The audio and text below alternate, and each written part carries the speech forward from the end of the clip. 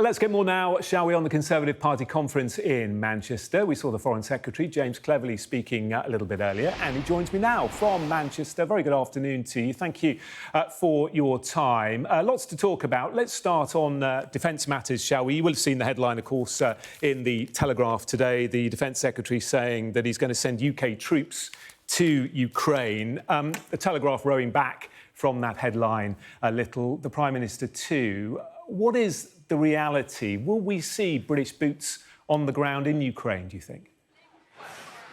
Well, I saw the headlines. I've just had a very quick opportunity to say hello with Grant. All my instincts would tell me to listen to what the Defence Secretary actually says rather than those headlines which don't appear to reflect the reality of the situation at all. The point that he made in his speech, and of course this reflects the point that I made in mine, and I have no doubt the Prime Minister and other ministers will reinforce this, is that we stay absolutely committed to our support for Ukraine's self-defence. They are the ones doing the fighting.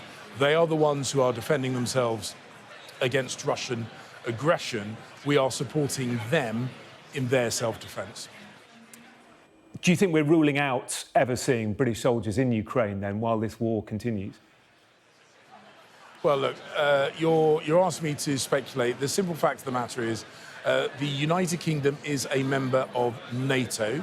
Our commitment to NATO is very clear, that as a NATO ally, we defend each other. Ukraine is not a member of NATO, but we are committed to support them as they defend themselves.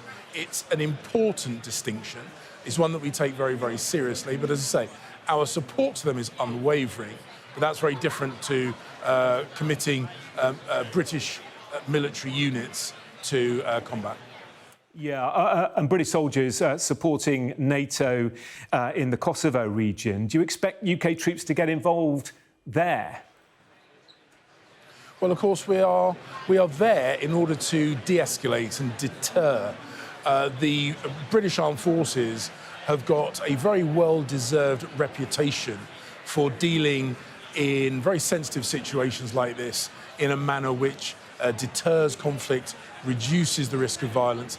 That is what the British Armed Forces are there to do, to try and calm the situation, provide reassurance and deter further escalation.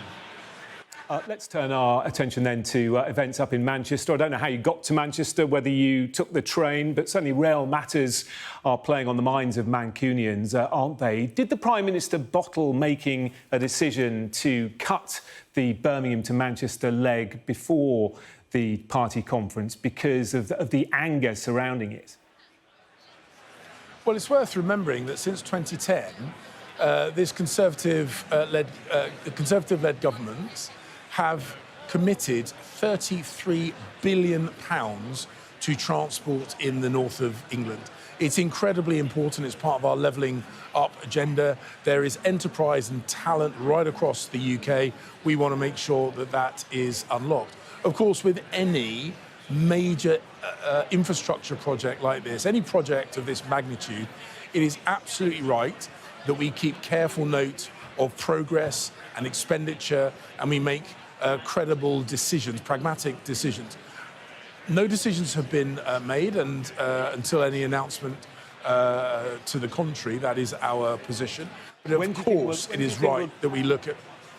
Yeah. Apologies for interrupting, but when do you think we'll get an announcement? Because clearly people are very concerned, especially in the north of the country. The Mayor of Greater Manchester saying this would be terrible for levelling up if it's scrapped.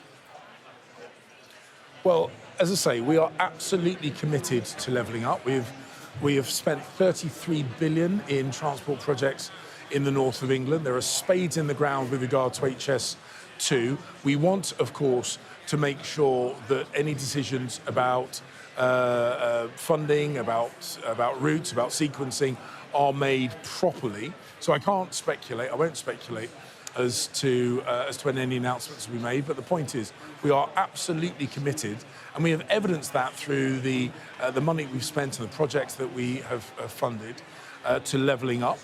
And that will, as I say, remain a real priority for this government. OK, perhaps there's something else you can clear up for me regarding tax. The Chancellor says that the government isn't in a position to talk about tax cuts at the moment, but your Cabinet colleague Michael Gove on Sky News today said that he wants to see tax cuts before the next election. Are cuts coming or aren't they? Well, the point that I think both Jeremy and Michael, and indeed the Prime Minister, will agree with, is that what we want to see as a government is families, people having more of their own money to be able to spend. It shouldn't be a surprise or indeed particularly exciting or novel news that Conservatives want to see a low tax economy wherever possible. But the point is also inflation taxes everybody. Inflation takes money out of the pockets of hard-working families, the opposite of what we want to achieve.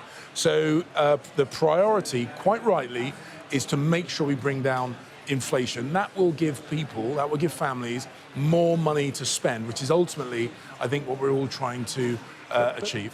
But inflation isn't a tax cut, is it? Inflation is something that many would argue has been largely caused by your government. Well, those people would need then to also explain why inflation is hounding governments all around the world. By global levels, the UK's inflation rate is quite modest, but we recognise that as prices go up, families suffer. So what we want to do is make sure we get a grip of inflation. That is rightly a priority. What we intend on doing is cutting inflation, on growing the economy, on bringing down interest rates, because that will give families more of their own money to spend. And that is, I think, a universally desirable outcome across the Conservative Party. Yeah, so it sounds like you were an early backer of Liz Truss for the leadership. She says that she'd like to see taxes sooner rather than later. It sounds like you also agree with that. Are you going to go to her rally for growth tomorrow? So you're asking a Conservative whether I would prefer lower taxes. I'm not sure whether you're expecting there's going to be many dissenting views at this conference, because I'm going to break the news to you. There are not going to be many dissenting views. Of course, we want to see. It's about when. It's whether it happens before the election, after the election, or when inflation comes down. When do you want to see tax cuts? So we all of us, would like to see them as soon as possible. However, the priority, quite rightly, is on bringing down inflation, because if we don't bring down inflation, the extra money that people might see in their pay packets because of a tax cut will then get taken away with raised prices. So we have to bring down inflation. We want to see that happen as quickly as possible. We are already seeing that because of the tough decisions that the Prime Minister and the Chancellor are making. If you want cheap, short-term, opportunistic, headline-grabbing, but ultimately futile announcements, you've got the Labour conference next week. I advise you to be patient and wait for them. All right. Are you going to go to that rally, Liz Truss rally for growth tomorrow? Liz is a good friend of mine, remains a fantastic friend of mine. However, as you can imagine, as Foreign Secretary, my dance card at the Conservative Party conference is rather full. But ultimately, all of us are looking to make sure that the wonderful people of this country, the hard-working people of this country, get to spend more of their own money on their own priorities. That will remain the philosophical foundation stone for Conservative economic policy. All right, and just finally, you talk about people's priorities. Some are wondering if Rishi Sunak is slowly losing control of his party. Suella Braverman, other contenders for the crown, all positioning themselves. Is that ideal, this close to a potential general election? Well, look, you can ask other people. I'm sure you'll have a range of ministers coming on your show. From my point of view, I think the right thing to do is for all of us to relentlessly focus on the needs of the British people, on ensuring that we grow the economy, we cut interest rates, we cut inflation, cut waiting lists, stop the votes. But the best way to do that is with a united party, isn't it? It doesn't feel very united. Spot on. Well, it is. The best way of doing that is with the United Party. And actually, what we are seeing, and I've spoken to a number of people already since being here, we are seeing a real enthusiasm to take the fight to the Labour Party, to highlight the vacuum where their policy platform should be and focus on delivering for the British people. And I have no doubt that as the British people see that we are the party focusing on them and their needs, that will be rewarded at the ballot box. OK, you've got a busy dance card. I'll let you go. Foreign Secretary, thank you. Thank you.